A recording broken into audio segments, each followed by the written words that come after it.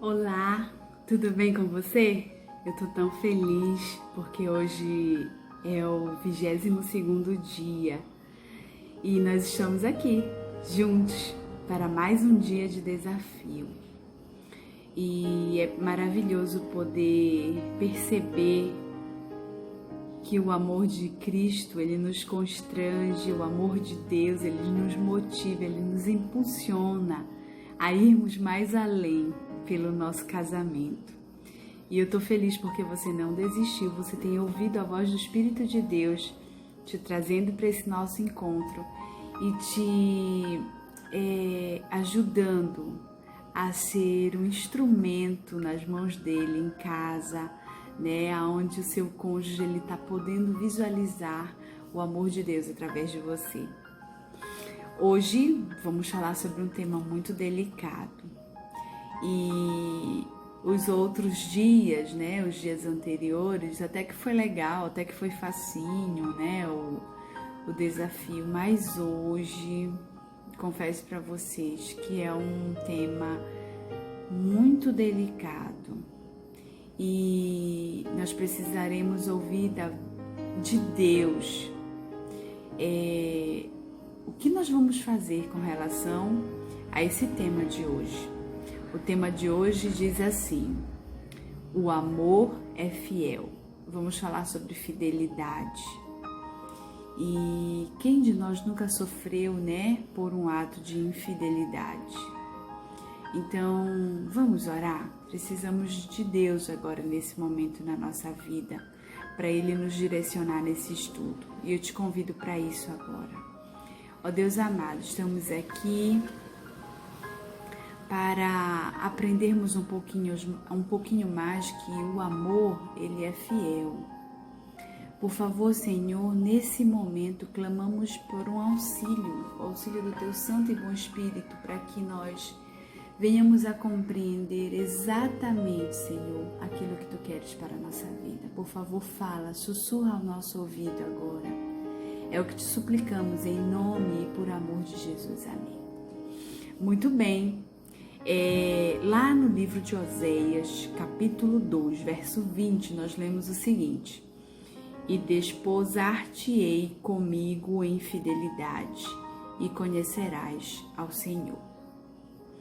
A gente vai falar um pouquinho sobre a história desse profeta, né?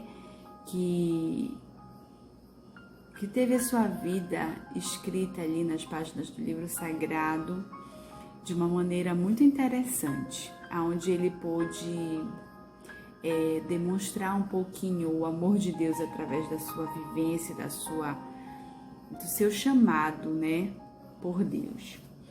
Como cristãos, o amor é a base de toda a nossa identidade. Você há de convir com isso, né? Nosso novo nascimento veio porque Deus nos amou, porque Deus amou o mundo de tal maneira que deu seu único filho para que todo aquele que nele crê não pereça, mas tenha vida eterna. João 3,16. Quando pediram para Jesus esclarecer qual era o maior de todos os mandamentos, ele respondeu: ame o Senhor, o seu Deus, de todo o seu coração, de toda a sua alma e de toda a sua força e de todo o seu entendimento. Olha só que interessante, ele coloca a mente, corpo, né, e o espírito. Quando nós amarmos a Deus, né, de maneira emocionalmente, né, de maneira racional, né, através do físico, do corpo, de maneira espiritual, e também amando ao próximo como a nós mesmos.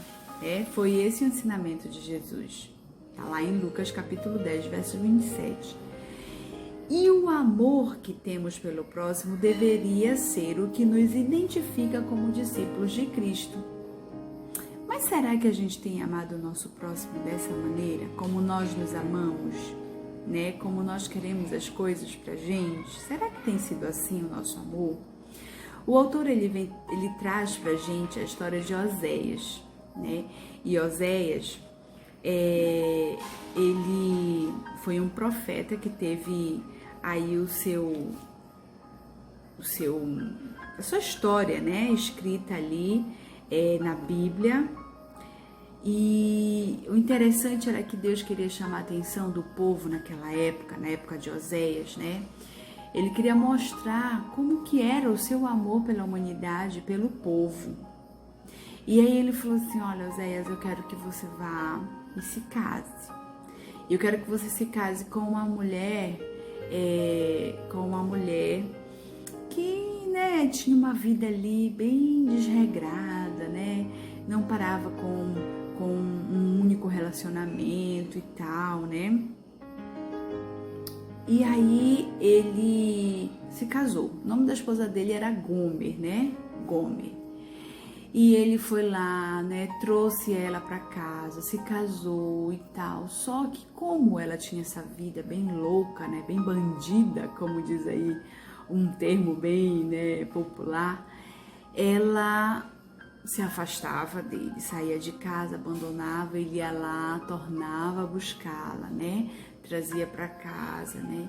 E isso, ele ia ficando assim triste, né? Porque ele sentia que o amor dele estava sendo rejeitado, né? Tudo aquilo que ele fazia, todo o amor que ele entregava para ela, ele sentia cada vez mais que estava sendo aí rejeitado. E aí, dessa união de Oséias e Gomer, gerou aí 3 filhos.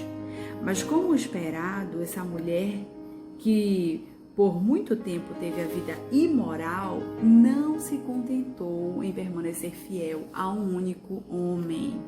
Então, Oséias teve que lidar com o coração ferido e com a vergonha do abandono. Imagina, mesmo os filhos não mudaram, né? A sua mente, o seu coração, fazendo com que ela ficasse agora no lar, né? Não, ela voltou para a vida dela louca, né? Para os homens, para a vida dela imoral, né? E aí Deus então falou novamente com Oséias. Oséias, vai lá e busca ela, né? E aí reafirma o amor que você tem por ela, né? E ele fez isso novamente. E dessa vez ela atingiu a um nível mais baixo e teve que ser comprada do meio dos escravos. Mas Oséias pagou o preço pela redenção dela e a levou de volta para casa. Sim, ela tratou o amor dele com descaso, né? Quer dizer, mesmo ele indo lá, comprando ela entre os escravos, novamente ela rejeitou o seu amor, né? Mas ele foi convidado novamente a buscá-la, né? Deus então fala com ele. E essa, a história de Oséias, ela foi uma história real, né? E quando a gente olha para essa história, a gente vê a história de Deus como seu povo, com nós seres humanos, né? Quantas vezes Deus demonstrou prova viva do seu amor, né? Procurando nos resgatar, nos tirar das garras do mal, e muitas vezes nós o rejeitamos, né? Nós fazemos pouco caso do que ele fez para nos resgatar, para pagar o preço, né? Hoje eu costumo dizer, né, a gente já viu pessoas falarem que nós somos de Deus, né, 2 vezes, uma porque ele nos criou e outra porque ele nos resgatou. Ele pagou o preço. Ele poderia muito bem abrir mão, né, e nos deixar, mas ele foi lá e pagou o preço que havia sido imposto, né? E ele então morreu em remissão dos nossos pecados, para que ele pudesse ter novamente a chance de nos ter com ele para sempre. Bom, mesmo assim, vejam,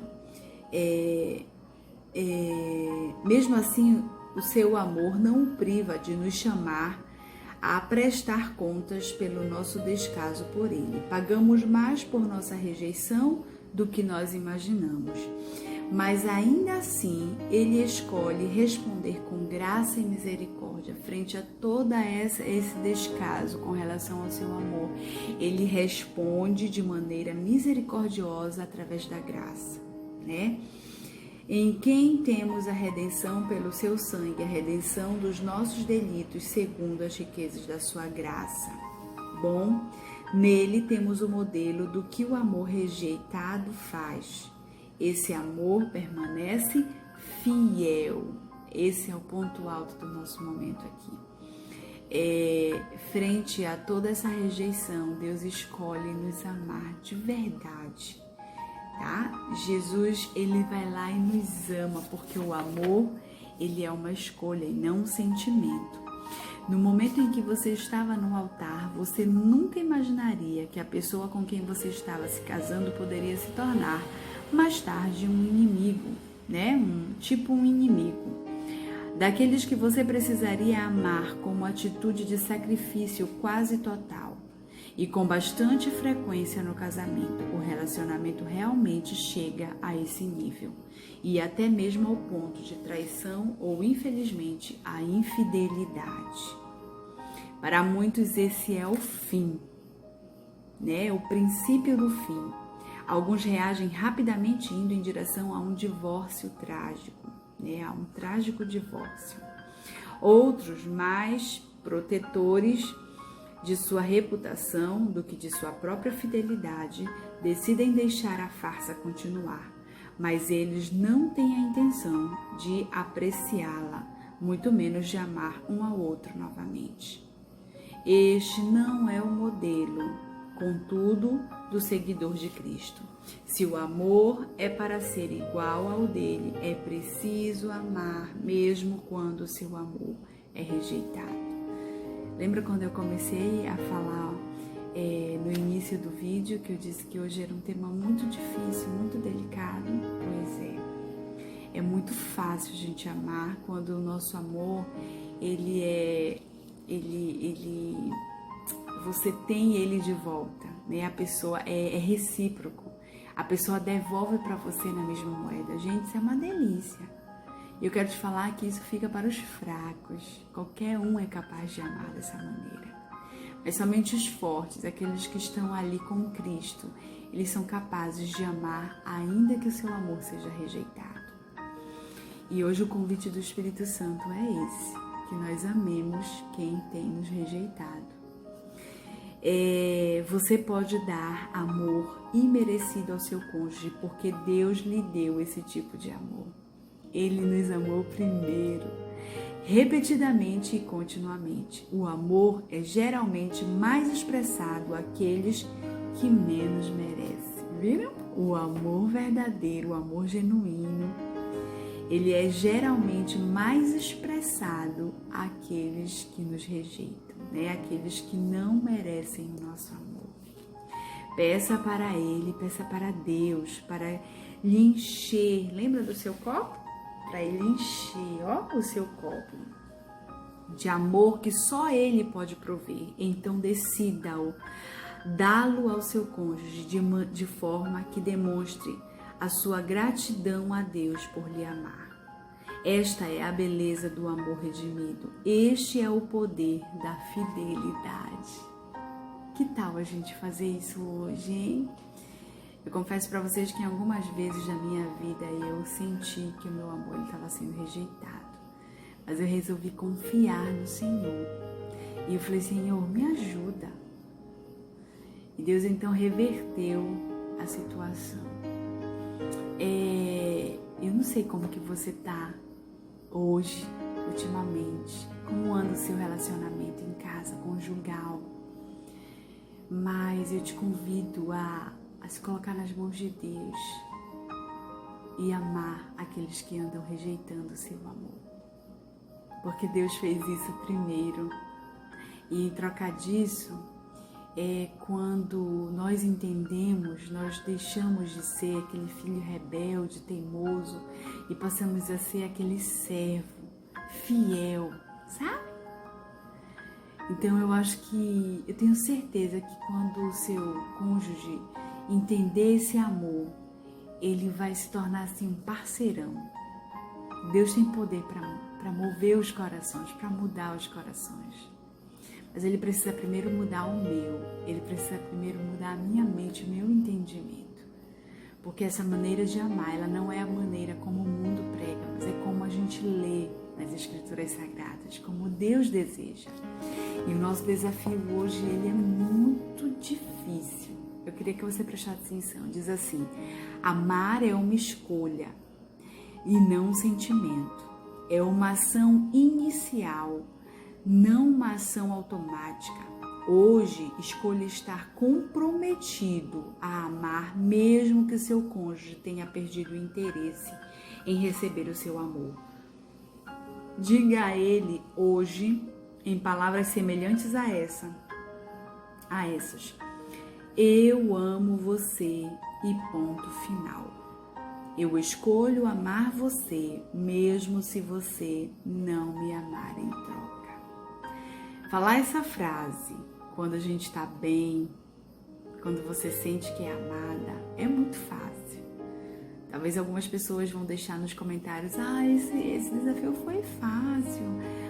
Falar que eu amo e que eu vou amar, né? Mesmo quando a pessoa não me amar, vai ser fácil. Agora, falar isso quando o relacionamento tá trincado, tá fragilizado, só com a ajuda do Espírito Santo. E eu vou estar aqui em oração, pedindo para que o Espírito Santo, ele mova o seu coração de tal forma que você consiga verbalizar isso.